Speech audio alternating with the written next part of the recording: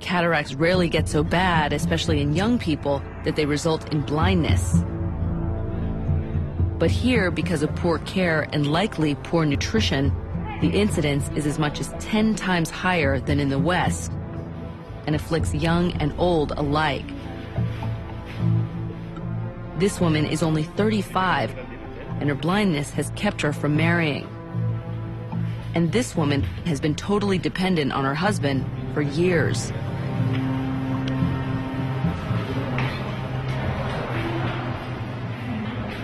The demand here is enormous, but in North Korea, cataracts are only a small part of the humanitarian nightmare. German physician and human rights activist Norbert Fallertson worked for over a year in North Korea. He shot pictures of the horrible medical conditions, bloody old operating tables, beer bottles for IVs, no antibiotics or anesthesia. Of course, the North Korean government will tell you everything is free in North Korea. It's not true, because it's not available. There is no medicine, there is no running water, there is even no soap in the hospital. But it was the lack of food and its effect on children that made the most lasting impression. When I was a medical doctor in North Korea, I saw a lot of starving children. I saw children dying under my hands when I was too late, when there was no more need for any emergency duty, because the child was dying when I came into the room. So I felt so helpless.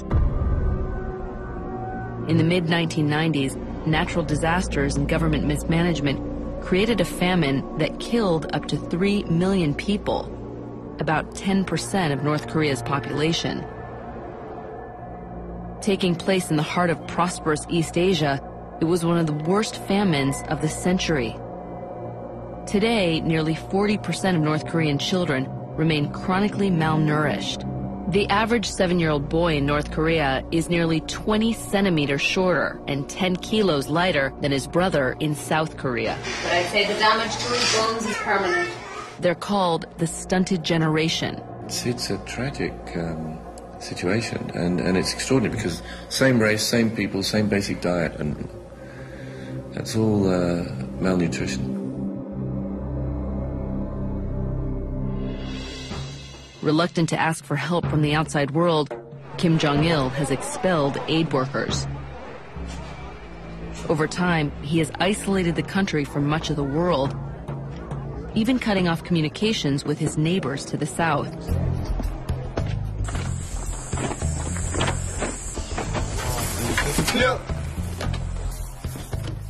This room on the DMZ is one of the few places set up for meetings between the North and South Koreans. One door opens to the south and the other to the north.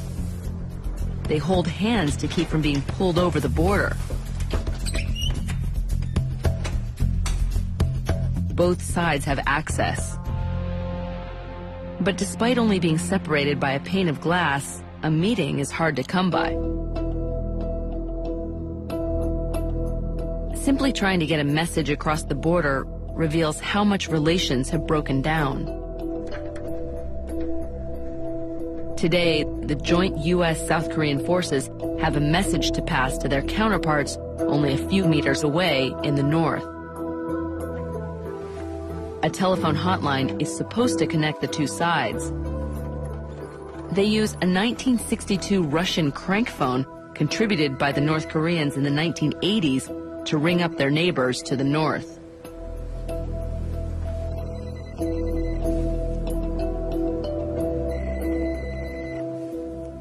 Apparently, it's not a good day to call North Korea. But there is a foolproof method to get their message across. Pick up the phone. We have a message to pass. 전달할 통지문이 있으니 전화를 받아주시기 바랍니다.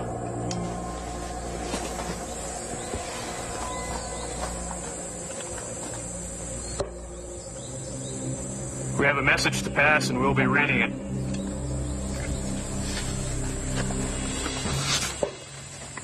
전달할 통지문을 지금부터 읽겠습니다. 2. Senior Colonel Kwak Yong-hun, Korean People's Army. Subject, remains repatriation. The South Korean forces have found the body of a North Korean soldier who was washed downstream after a recent storm.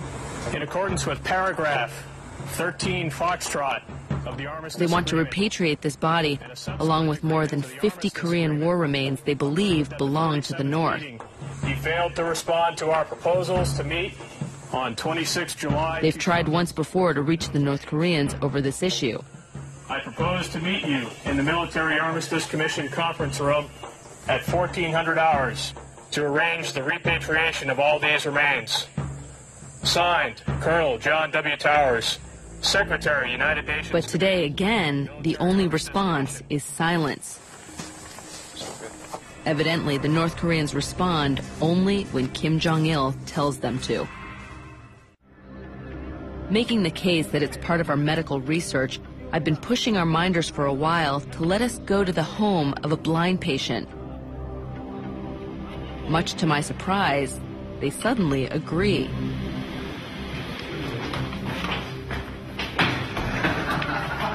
The blind woman lives in a 6th-floor apartment in the heart of Pyongyang.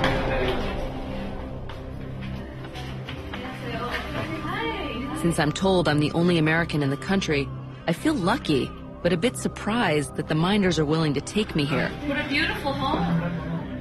There are 6 government officials watching our every move, but it's still a rare chance to see inside a real North Korean home. Like others in Pyongyang, this is a privileged family. The woman lives here with 4 of her family members, including her 2 granddaughters. How difficult is life for your mother without sight? The son-in-law answered without missing a beat. The most difficult thing for my mother-in-law is not being able to see Kim Jong-il, the dear leader. Why do you want to see the Supreme Leader so much, so bad? 이 세상에 났다가 우리 수령님 덕에 우리 자식들 팔남매가 이렇게 행복하게 사는 걸 우리 수령님을 쳐다보고 인사하고 싶어도 수령님이 용상이 우리 빛이라도 보였으면 하는 소원이 됐습니다. She was obviously moved, but what surprised me was so was everyone else. This party official is crying. Even this government minder. 어머니 말씀 들어서 눈물이 나는데 나라가 그 장군님 안 계신다면 우리는 다 죽은 목숨을 하는 거예요. 나도 어렸을 때 아버지 잃고 정말 장군님 품속에서 학원을 거쳐서 오늘처럼 이렇게 도민의 대사 지도를 이루라는데 North Korea is a very small country. How does the great leader defend it against big powers like America? Even though North Korea is small, we serve the greatest leader in the world. We have a strong arm of unity, which is stronger than America's atomic bomb. America has no idea how to deal with this. This is all because we have General Kim Jong-il as the leader of our nation. It helps to have nuclear weapons, doesn't it? As the conversation wound down, I wondered, where did North Korea's willingness to face down the entire world come from? Our country's unity is stronger than a nuclear weapon, so we're not afraid. How did this powerful mindset take hold? North Korea's defiant stance toward the rest of the world stems from a philosophy created by Kim Il-sung called Juche. The Juche philosophy basically means up yours to the outside world. We can make everything ourselves, we don't need you. And from an outsider's perspective, it's a peculiar thing. I mean, why make such a big deal out of being independent?